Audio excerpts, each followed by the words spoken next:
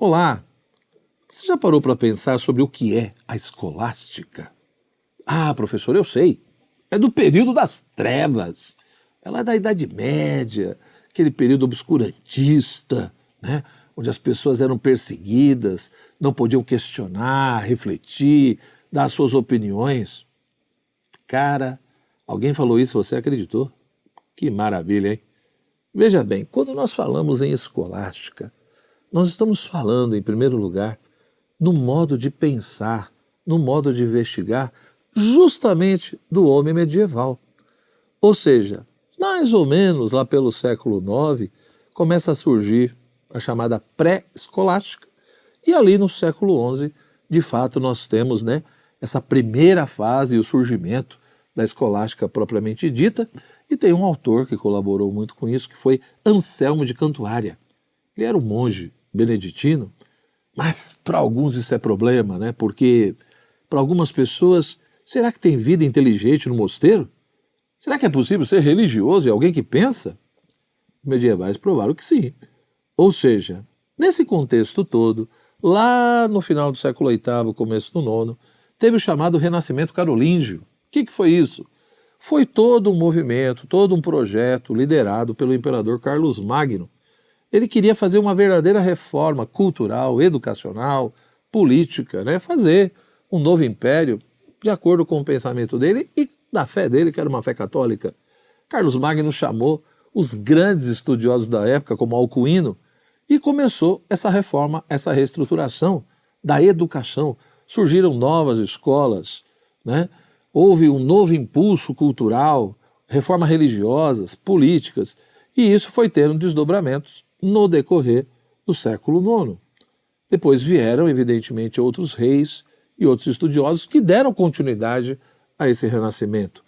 O trivium e o quadrivium, a chamada artes liberais, que são tão mencionadas hoje em dia, elas de fato foram reavivadas, reorganizadas e tinham como finalidade preparar as pessoas para o estudo daquilo que era superior, que era a filosofia, e a própria teologia.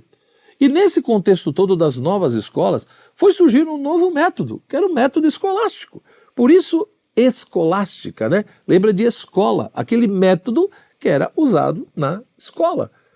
Começa ali nessas novas escolas, no século XI, XII, e depois, no século XIII, quando surgem as universidades, esse método escolástico vai sendo aprimorado. E quais eram as suas características? Uma das características era pegar um texto e fazer um verdadeiro comentário, uma análise, procurando explicitar, deixar claro os vários níveis do texto, os vários aspectos, o aspecto linguístico, literário, histórico, geográfico, religioso, filosófico. Então veja que riqueza!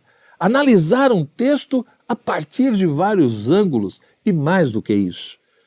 O método escolástico tinha uma característica muito interessante, que era o debate, a disputa, seja de um professor com outro professor, de um aluno com outro aluno, ou de professor com os alunos.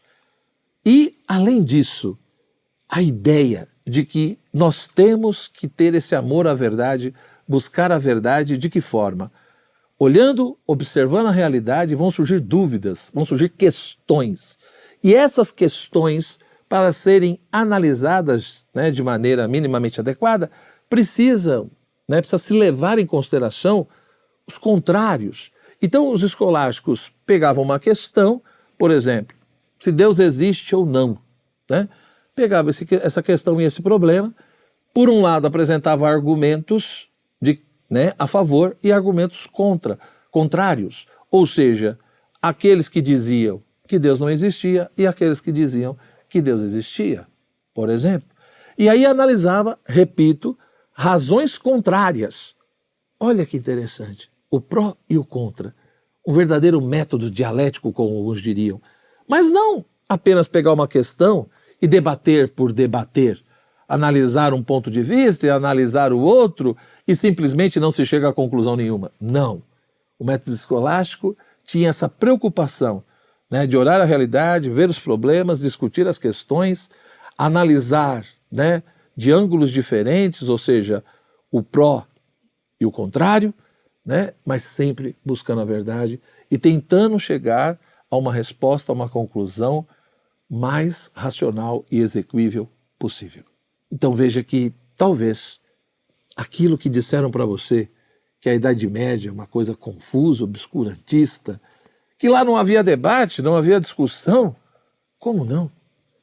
Nesse método escolástico, muitas vezes a Bíblia era discutida, passagens bíblicas que tinham ali as suas dificuldades de compreensão, né? O que os padres da igreja haviam dito, né? Ou questões religiosas como os sacramentos e tantas outras coisas.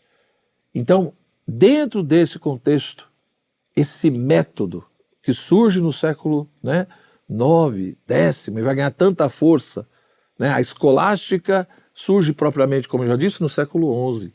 Santo Anselmo é considerado o seu pai. No século 12, 13 vai ter ali o seu apogeu e depois vem o término dessa questão da escolástica a partir do século 14. Então, no fundo, a escolástica medieval ela é resultado desse novo método surgido nessas escolas e depois continuado nas universidades, no século XIII. E, além disso, é nítido que a escolástica, com o seu método, tinha sim, né, uma finalidade bem clara, que era unir fé e razão. Deixar bem claro que, de fato, não basta ter fé, eu preciso buscar compreender aquilo que eu creio, mas também, ao mesmo tempo, deixar claro que, muitas vezes, para eu poder compreender as coisas, racionalmente falando, eu também preciso ser humilde e reconhecer que eu preciso da ajuda da fé. Essa era a ideia da escolástica medieval, né, e do método escolástico, que não é também, como muitos dizem, escolástico, o método escolástico era um puro racionalismo. Não, porque na escolástica medieval também vai ter essa articulação e esse elemento de fé. Sim, o aspecto lógico ele era muito presente, né? Os escolásticos se preocupavam, sim, com essa questão lógica. Por quê? Porque, como eu disse, na medida em que foi ganhando cada vez mais força as artes liberais, o trívio e o quadrívio, principalmente a dialética, né?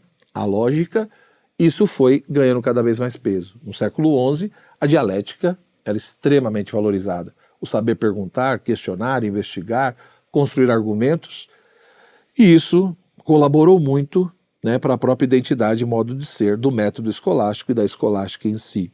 Mas isso não quer dizer que os escolásticos não tinham lá a sua fé, a sua espiritualidade e nem que eles não entendessem, né, a necessidade de tudo isso para que a razão compreenda as coisas.